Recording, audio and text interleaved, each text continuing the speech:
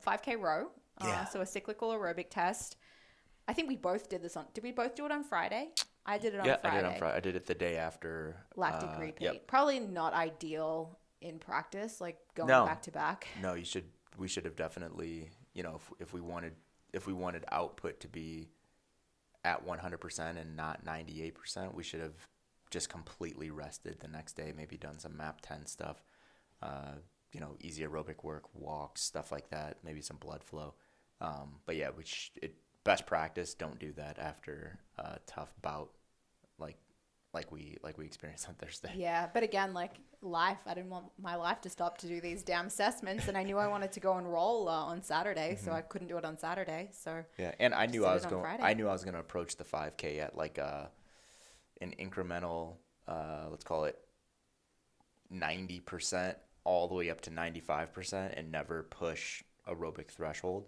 And that's not because I wanted to sandbag it. I just knew that was the way that I wanted to approach this test, to get like a little bit of a feel around where I sat. Because when we do 5Ks, like row, run, whatever it is, and we actually push aerobic threshold the entire time, that shit is brutal, right? Like even in testing, we have to be very specific when we test stuff like this with our clients as well, because we want to tell them the intention on why we're testing it. There's a difference in, I want to know your maximum potential in this test versus I just want to understand where you're at-ish, right?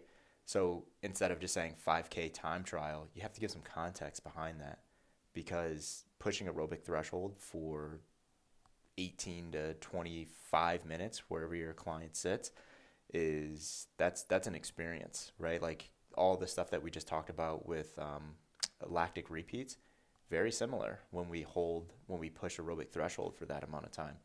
Just as tough to recover from that stuff.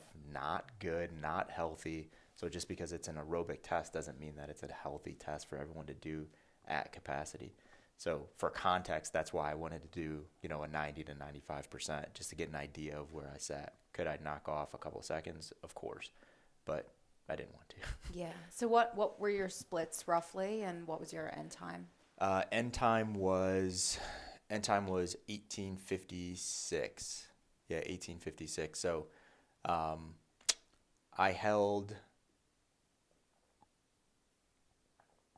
pace number. So what I did was I increased pace every 5 minutes. So I started at, I don't even remember what my pace was when I started. It was like 150, I want to say like 152, 153 or something like that. And then I just took a couple seconds off every 5 minutes. And then usually the way I would approach these types of tests is like the last 2 minutes-ish, I would just like go. Just like close my eyes and go, and hope that I don't run out of juice before 30 seconds comes. But I didn't do it that way. I kind of just incrementally inside of that last 2 minutes picked up pace. So it was like every 30 seconds I like took away time per 500 meters, 1 second per 500 meters. And then I ended, and it was like, that was like, if I approached it and I want to push aerobic threshold the entire time, I could have probably came in at just under 1850, but not much better. Like I wouldn't have been like 1845 or under. So that was very close to what my capabilities are right now. Yeah, I went incremental as well, like very similar approach there. I think every 1,000 meters I got a little bit faster. I finished at 22:09, which was PR for me, which is nice. I haven't tested it in a couple of years, 5K row, but it was better than last time. I started at my previous 5K time, knowing that I felt like I was going to be a little bit better. I just feel more aerobic than I did at that point in my life. I'm doing a lot more aerobic training.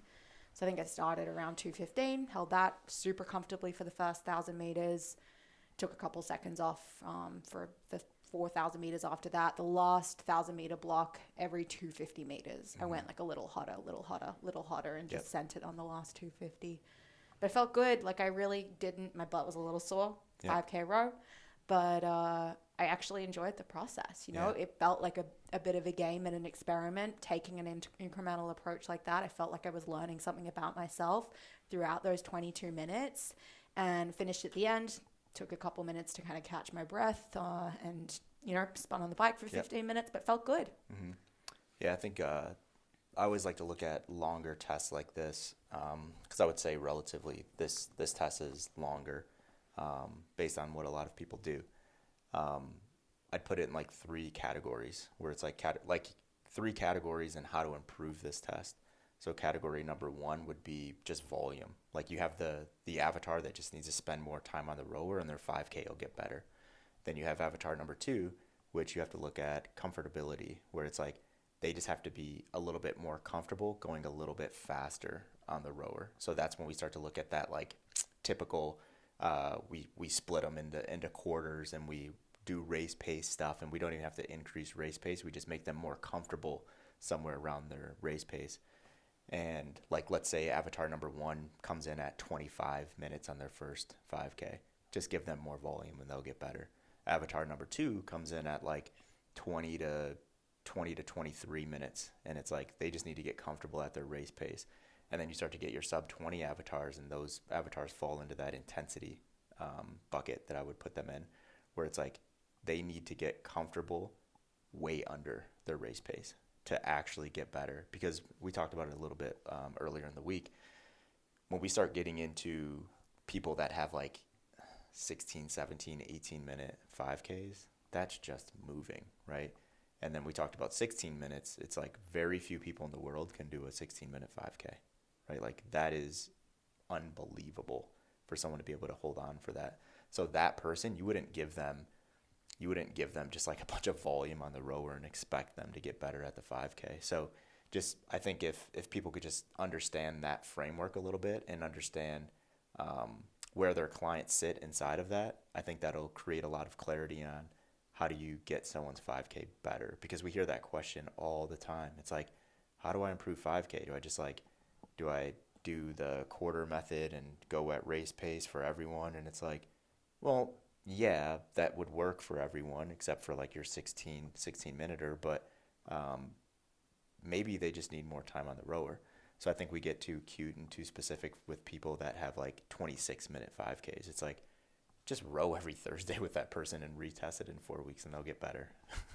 So I think that's just for context and like where this test is beneficial and not, and all of that. I think that could help some people. Yeah, I mean, it's not all that different to thinking about resistance training for people who are beginners to more advanced, and, what people need on the front end with, good full body resistance, exposure to all the movement patterns on a regular basis, versus what they need when they become more advanced. They need more specific work. They're going to need to go through accumulation, intensification, and, just change it up a little bit.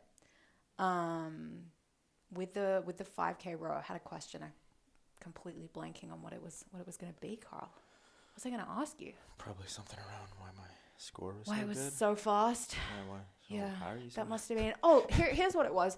So for that 16-minute person, are you talking like tougher aerobic work, or are you talking like actually doing some anaerobic training on the rower with them? The 16. Yeah, some anaerobic stuff, right? Because they're pushing threshold. Like their aerobic threshold is so much higher and so much physiologically demanding than the 22-minuters, where it's like, they're going to have to push into that anaerobic training, and they have to understand how to fight through that stuff, because there's very little for that person, because they're so good.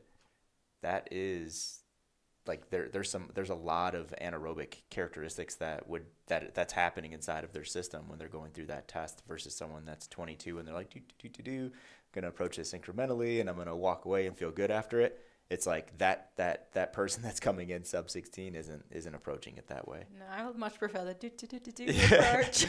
That person's heart is like this and it never stops. Well, right? Let's hope they're getting paid for that 5K or something. Man, there's some impressive. If you're bored and you want to look at like world record, just watching like world record 2Ks, 5Ks, that stuff is crazy. You look at like, people in functional fitness and like what they would deem as, really good scores in 2 and 5Ks, and these people, like these professional rowers, just put them to shame. You're just like, how is it possible to hold a 118 on a rower for 60 minutes? Like, there's people that can do that. Yeah. It's crazy.